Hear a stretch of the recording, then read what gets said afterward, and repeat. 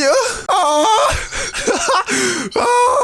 What am I doing? Be honest, how many times have you deleted social media just to download it back? You deleted Instagram and YouTube and then you downloaded it back like a week or two later. I believe that the answer to good mental health, to less dependencies, it's not to delete these apps. You'll find other ways to cope. You're not addressing the underlying problem. I'm not saying it is useless to delete them. I'm sure it has helped many people get back on track and remain focused. And perhaps the dopamine detox, helped you a lot. Absolutely. But if you're someone who has always downloaded the app back, then likely the app isn't the problem. Making new relationships is always easiest to start on Instagram. Asking someone you met for the first time for their number could be too personal, and it could sacrifice an opportunity if you don't have Instagram. I had a few experiences of that myself. In most societies, it's almost necessary to have things like Instagram to connect with people. However, maybe if you're in school or you're in an environment where you are exposed to new people and you have obligatory social circles, then perhaps deleting Instagram would do you magnificently. Since in those environments, there are tons of opportunities to build relationships over time. And the argument that I don't want to make friends who use social media anyway is absolutely skewed, and you know that because there are plenty of interesting people who use social media. There are plenty of great relationships that are supplemented by social media. As much as you hate to admit it, you know that social media helps with forming relationships or friendships or dating. With every self-improvement YouTuber telling me to delete social media while they're marketing themselves on social media, I'm here to argue otherwise. I think that it is an easy thing to say and sell, because most teenagers can relate to being depressed from the expectations of social media, constantly being exposed to other people's highlight reels and other people's best photos on a daily basis can make you feel some way about yourself. And there's many more things to it, like perpetual consumption of content can take away a lot of your capacity to do more fulfilling things. Your dopamine receptors could be absolutely fried and you could very much get addicted. There's many things that can be said that is bad about social media. I want to talk about how we can steer ourselves away from the addiction of consumption and the dependency on consuming content on these apps and focus on what they're good for, socializing and networking. I find that every time I habitually scroll, I have to pick up my phone and consume content. It is because my thoughts are overlapping, they're intertwining. Sometimes I cannot be asked to take a look at my thoughts, so the first thing you do is boom, scroll. You need something to focus on, to dedicate yourself to. You need a schedule. You need responsibility and drive. You need a reason to be cutting out the consumption of content. What are you going to do with that extra time and capacity you get from eliminating social media from your life? You need something to do with that time. You need to obsess over something else. We're biologically designed to chase dopamine. That's how we were wired. And these apps are specifically split tested to hold our attention for as long as possible. They find the best colors, the best combination of colors to put on the screen so that we'll be the most attracted to it, the best UI that is the most conveniently usable and effectively holds our attention. They optimize the best way to hold our attention long enough to search our dopamine levels just enough so that we stay on the app for the longest amount of time, so that they can slam our faces with as much advertisements as possible to earn them the most profit. If we don't have anything to chase, we don't have anything we really desire, what the hell is going to stop our biological instincts? It's free dopamine, it's just sitting there. Why won't us humans just go and yoink that shit? And nowadays there's free dopamine sitting everywhere. What's stopping us from stroking our worms 75 times a day until it bleeds?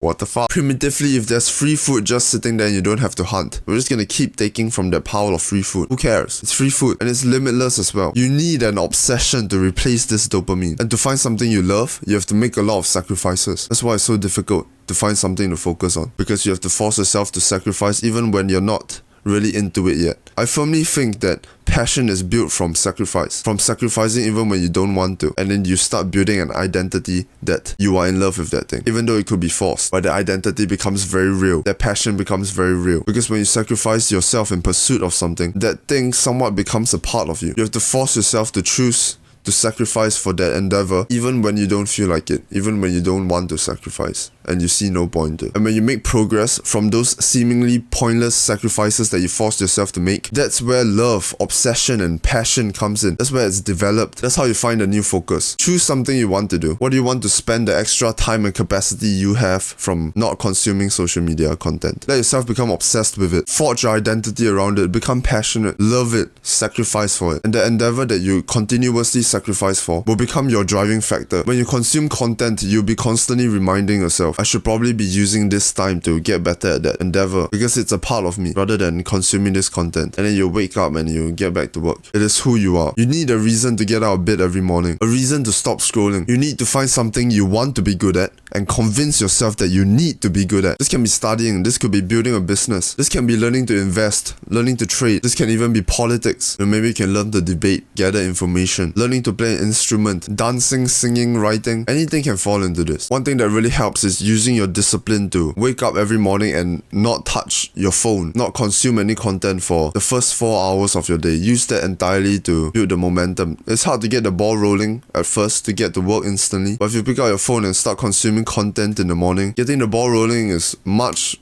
more difficult, and you end up trying to chase back the hour you lost for the rest of the day, and soon the entire day is lost. Your rapid consumption is likely a habitual or subconscious dependency for when you cannot be asked to confront your emotions or your overlapping thoughts. Having mindfulness helps you catch those internal conflicts, and it helps you spot when you are picking up your habitual dependency, which is consuming content. And when you catch the moments when you do, you can ask yourself, am I really going to open TikTok to cope with my frazzled brain right now? Is that really what I want to do? Am I going to do it? From there, you force yourself to pick up better habits to deal with your frazzled brain, like getting up and making a cup of coffee or something. Maybe you can call a friend, talk to your family members, maybe you can read, maybe you can take a nap. There's many habits you can pick up to cope with these overlapping thoughts, these, emotional conflicts. And then habitually you will start using those dependencies instead of consuming content without even thinking about it. Of course, it's hard to force yourself at first, and making a habit is the difficult part. Find better dependencies, really think and find them. The first few weeks will be very difficult, but before you know it, as you force yourself to make the right decisions and right ways to cope with your confusion and your perpetual thoughts, make these better methods of coping your new habits. It takes willpower, it takes effort, but it will change your life for the better and will be a much better way to live, because you can enjoy the benefits of social media, which is connecting with people and finding new relationships and developing new relationships. And at the same time, you have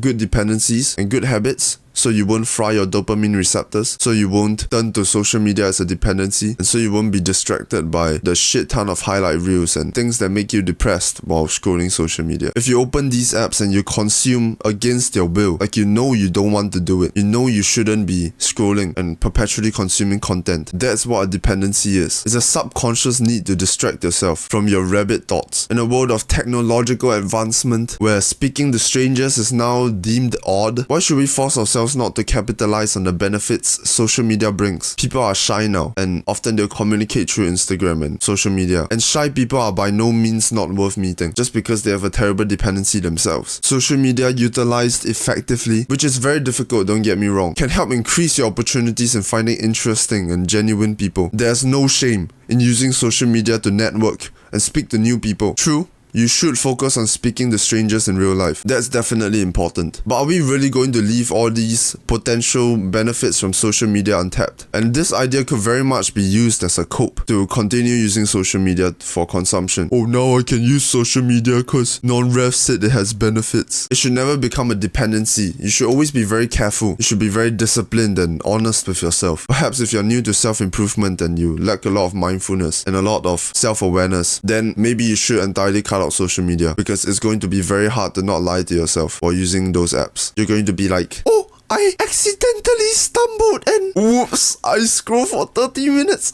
It's okay. Find better dependencies and use those applications not for consumption, but for the purposes you aim for it to fulfill.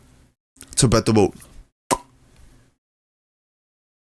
I'm using that. Fuck you.